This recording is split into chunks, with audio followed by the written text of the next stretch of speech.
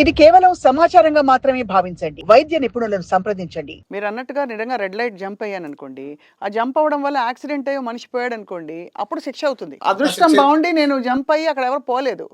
కానీ ఓకే. ఇది ఇది ఆ దారికి దారి తీస్తుంది కాబట్టి పోలేదని అనుకో, ఇప్పుడు పోయేదేం కాదు. ఇప్పుడు ఏదో షుగర్ వచ్చేస్తే పోతామేంటి? అన్ ఇప్పుడు షుగర్ వచ్చిందమ్మా, బయటపడింది. షుగర్ వచ్చింది, ఏం చేస్తాం?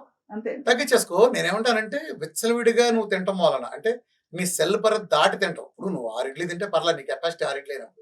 నువ్వు కక్కుర్తిపడి 10 ఇడ్లీ తిన్నప్పుడు ఆ ఎక్సెస్ తిన్న గ్లూకోజ్ అది అది హాని ఏం చేస్తాయి. చేయాలో తెలియక అది ఫ్యాట్ కింద ఫ్యాట్ మారుతాయింది. కింద మారుతుంది. అది ఫండమెంటల్ కదా! అది ఫ్యాట్ సంచి కూడా నిండిపోయిన తర్వాత డయాబెటిస్ కింద మారుతాయింది.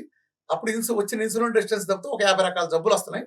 ఈ జబ్బులంటే మూల కారణం అదైతే, డైట్ కారణంగా వస్తే నువ్వు డైట్‌ని సరి చేయకుండా మళ్ళీ డైట్ సరి చేయమంటే మేము డైట్‌లో ఎత్తాను బయలుదేరుతారు పోటుగాళ్ళు, మేము డైట్ చేయట్లేదు. కాదు డైట్ ఇస్తారు సార్. ఏం డైట్? డాక్టర్లు డయాబెటాలజిస్టులు అందరూ కార్బ్స్ తగ్గించు, ప్రోటీన్ పెంచు, ఫైబర్ తిను, ఫ్రూట్స్ అదే మితంగా కొన్ని అదేంటో హై చెప్పనా? షుగర్ సపోటా గిపోటా తీసేసి రోజు 40 మినిట్స్ వాకింగ్ చేయి, వేళకి నిద్రపో, స్ట్రెస్ పెట్టుకోకంటారు.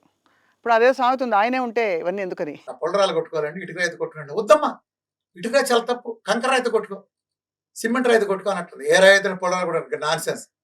ఈ గ్లూకోజ్ బదులు ఆ గ్లూకోజ్ ఇస్తున్నారు. ఏమన్నా సెన్స్, కామన్ సెన్స్ ఏమైనా ఉందా? ఏంటి అన్నం తీసి ఇడ్లీ పెట్టాలా? ఇడ్లీ తీసి ఏదో పెట్టాలా? ఇంకేదన్నా అది జ్ఞానం ఉందా అసలు? సార్ పని చేయదు అయితే. సార్ అయితే వైట్ రైస్ చేసి బ్రౌన్ రైస్ పెట్టడం తప్ప? అమ్మా ఒకటే గుర్తుపెట్టుకో, నువ్వు సంస్కరణ పూర్తిగా జబ్బు పోగలనుకున్నావా, జబ్బును అట్టి పెట్టుకోవాలనుకున్నావా? పూర్తిగా పోవాలి. పూర్తిగా పోవాలంటే చేయకూడదు ఆ పని. నీ ఇల్లు తగలడతాయంటే ఎక్కువ పెట్రోల్ పోస్తున్నావు, తక్కువ పెట్రోల్ పోయంటావా? ఇల్లు తగలబడతాయింది, ఆర్పాలి. అది అంత మొత్తం పెట్రోల్, తక్కువ పెట్రోల్ పోయంటావు. తక్కువ పెట్రోల్ పోతే మాత్రం అవదా? చెప్పు.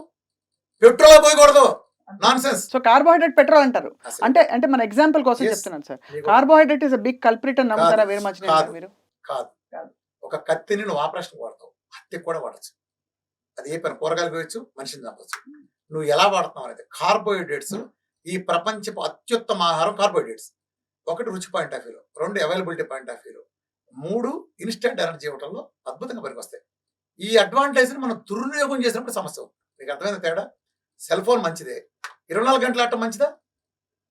నువ్వు ఓవర్ బోర్డ్ వెళ్తున్నావు కదా, అక్కడ తేడా వస్తాయి. గ్లూకోజ్ వచ్చిన దరిద్రం ఏంటంటే, అందరూ ప్రజలు గుర్తుంచుకోవాల్సిన పాయింట్, మన శరీరంలో 2 మెటబాలిజాలు ఉన్నాయి. ఈ 2 మెటబాలిజాకి 2 అడ్వాంటేజ్, 2 పరిమితులు ఉన్నాయి. ఈ గ్లూకోజ్ మెటబాలిజం ఉండే అడ్వాంటేజ్ ఏంటంటే, ఇది చాలా టేస్ట్గా ఉంటుంది, ఇది చాలా వెచ్చలవిడిగా దొరుకుతుంది, దీని ప్రైస్ చాలా తక్కువ, కాబట్టి ప్రపంచంతో గ్లూకోజ్కి వెళ్తుంది.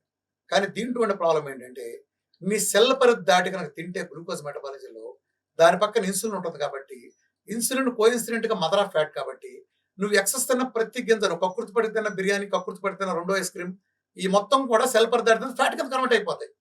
ఒకసారి ఫ్యాట్ కింద కన్వర్ట్ అయినాక తిరిగి అదే మెటబాలిజం నువ్వు బయట తేవడం తేలేవు. సో నువ్వు ఒక ఓవర్లోడ్ని జీవితాంతం మోయాల్సి వస్తుంది. ఇదే నువ్వు కీటోన్ మెటబాలిజంకి వచ్చావు అనుకున్నా, నువ్వు ఎక్సెస్ కీటోన్స్ తిన్నప్పటికీ ఆ కీటోన్స్ పక్కన ఇన్సులిన్ అనే హార్మోన్ లేదు కాబట్టి, అది మదర్ ఆఫ్ ఫ్యాట్ లేదు కాబట్టి, అది డిస్పోజ్ అయిపోతుంది. యూరిన్ ద్వారా, ఇతర మార్గాల ద్వారా డిస్పోజ్ అయిపోతుంది. So there is no chance of storage. Storage ఎప్పుడైతే లేదు, అనర్థాలు లేవు. అంతే అంటారు. అలా రెండింటికి అడ్వాంటేజ్. బట్ దానికి ఉండే లోపం ఏంటి? ప్రోటీన్ కీటోన్స్ రుచిగా ఉండదు. కాదు, కీటోన్స్ రుచిగా ఉండవు, వెచ్చలుడిగా దొరకవు, చాలా కాస్ట్, తక్కువ అవైలబిలిటీ. ఈ పరిమితులు ఉంటాయి. ఎప్పుడైనా గుర్తుపెట్టుకో, మంచికి వాల్యూ ఎక్కువ. వజ్రాలు, ఆభరణాలు దొరకవు, అందుకని దాని వాల్యూ చాలా ఎక్కువ. మామూలుగా ఇనుము ఎక్కడ పడితే అక్కడ దొరుకుతుంది, దాని వాల్యూ తక్కువ. దేని వాల్యూ దానికి. అవైలబిలిటీ చూసుకుంటే ఇనుము ఎక్కువ, రోజువారీ వాడే స్టీల్ కానీ ఇవన్నీ ఎక్కువ. మరి వజ్రాలు, బంగారం వాల్యూ ఏది ఎక్కువ? కీటోన్ డైట్ కూడా అంతే. నేనేమంటానంటే, 2 మెటబాలిజాలు మనయే. మీరు దేవుడు నమ్మితే దేవుడు, నాగోడు నమ్మ నాస్తికుడు అయితే నేచర్ మీకు 2 మెటబాలిజం ఇస్తుంది అనుకోండి.